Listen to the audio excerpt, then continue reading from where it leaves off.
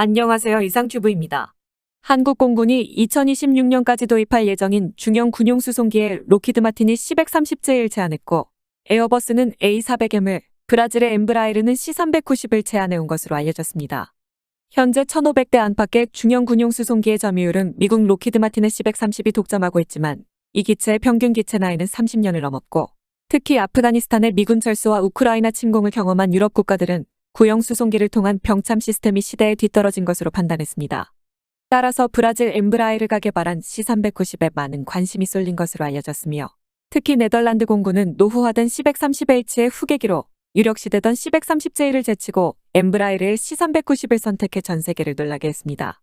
네덜란드 공군은 평균 가동률과 운용성, 유지보수성 및 기술 요건 모두 C-390이 C-130J보다 더 뛰어났다라며 C-390은 C-130J보다 최신의 기본 설계가 적용되었고 조달 비용도 C-130J는 약 8천만 달러이지만 C-390의 도입 비용은 5천만 달러에서 6천만 달러여서 저렴하다는 장점이 있습니다. 또한 요구 요건인 2,400 비행시간을 채우는데 C-130J는 5대가 필요하지만 C-390은 4대가 필요하다라고 밝혔습니다.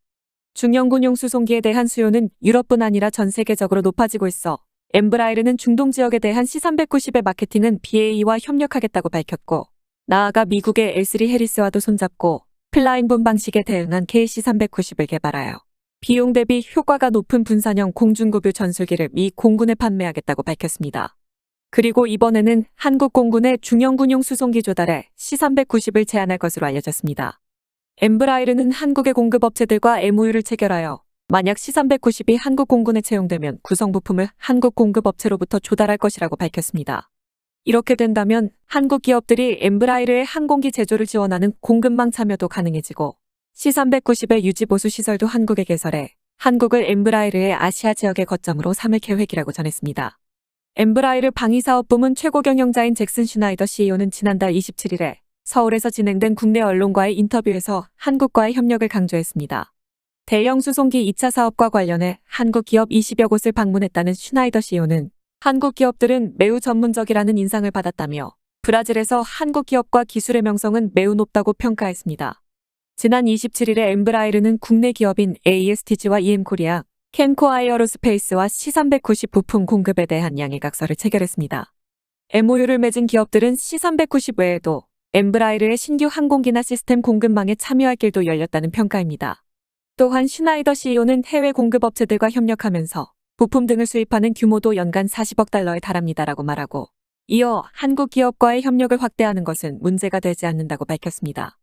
그는 또한 우리는 국제 협력을 환영하며 이번 사업을 통해 한국을 허브로 삼아서 한국과 함께 아시아로 더 진출하기를 희망합니다.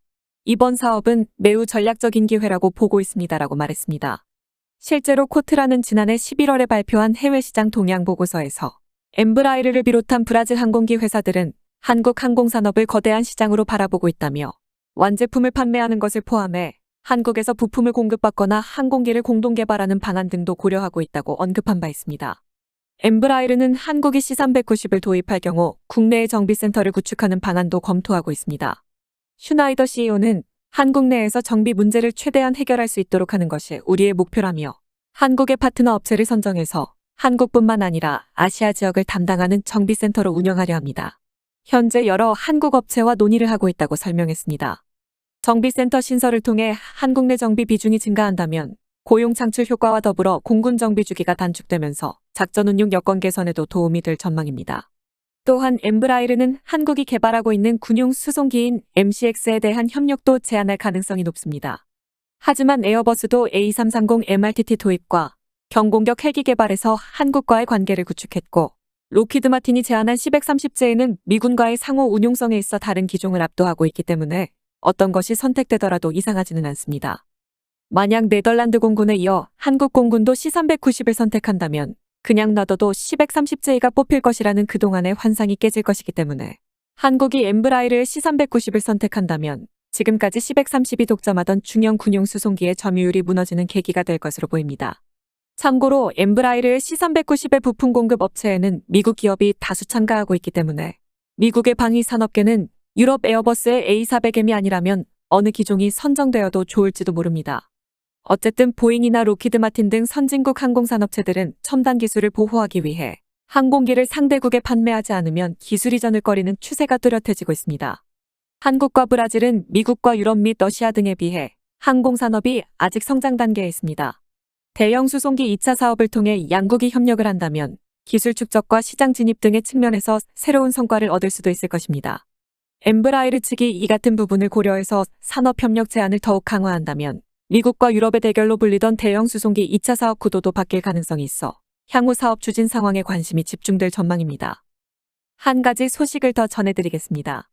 미국의 AP통신은 지난 1일에 이란이 사우디에 대한 공격이 임박했다고 전했습니다. AP통신에 의하면 사우디아라비아는 최근 미국 고위 관리들에게 이란이 사우디를 곧 침공할 것 같다는 정보를 공유해왔다고 미국 고위 관리 중 3명의 소식통이 1일에 AP통신에 제보했다라고 밝혔습니다. AP 보도에 따르면 최근 바이든 미국 대통령이 이란 정부의 무자비한 시위 탄압과 우크라이나 전선의 러시아군의 수백 대의 자살폭탄 무인기를 공급한 데 대해 비난의 수위를 높이고 있는 가운데 이란의 사우디에 대한 공격 가능성에 대한 우려도 함께 높아지고 있다는 것입니다. 미 국가안보위원회는 이에 대해 성명을 발표하고 그동안에도 위협 사실을 인지하고 사우디와 군사 및 첩보 채널을 통해 긴밀하게 소통해왔다면서 이란의 행동에 따라서 우리는 중동 지역의 우리 국가 이익과 동맹을 보호하기 위해 주저없이 행동에 나설 것이라고 밝혔습니다. 제보자인 미 관리들 가운데 한 명은 이란의 위협 공격이 당장 아니면 48시간 이내라고 말했지만 아직까지 해당 지역의 미 대사관이나 영사관은 그런 정보에 따라서 중동 지역이나 사우디의 미국민에게 경보를 바라거나 특별한 안내 공보를 한 것은 없다라고 밝혔습니다. 미 국방부의 공보관인 패트 라이더 준장은 사우디와 공유한 이란의 공격 소식에 대해 문의하자 미군 지휘부는 현재의 위협 소식과 상황에 우려하고 있다고 답했습니다. 이란 침공 위협에 대해서 1일에 최초로 보도한 것은 미국의 월스트리트 저널 신문이었습니다. 지난달 24일에 CNN도 이란 당국이 사우디 정부의 이란의 반정부 시위대와 관련한 문제에 간섭하는 것을 중단하라고 경고했다고 보도했습니다. 이란군 고위 관리는 지난주 사우디 정부에 사우디가 이란군이 시위대와 대치하는 문제에 관여하고 있으며 사우디가 이란이 이러한 문제에 취약하다는 것을 알고 있다며 사우디에게 주의하라라고 말했습니다. 이슬람 혁명수비대의 수장인 호세인 살라미는 국영 언론이 시위대를 지원하는 동시에 외국에서도 공모자들이 이란의 불안을 조성하고 있다며 이를 미디어 전쟁이라고 언급했습니다. 이처럼 이란의 적대적인 것으로 보이는 외국 보도의 배후에 사우디가 있다고 보는 이란이 최근에 가장 비난한 미디어는 영국 런던에서 방송되고 있는 페르시아어 뉴스 채널인 이란 인터내셔널입니다.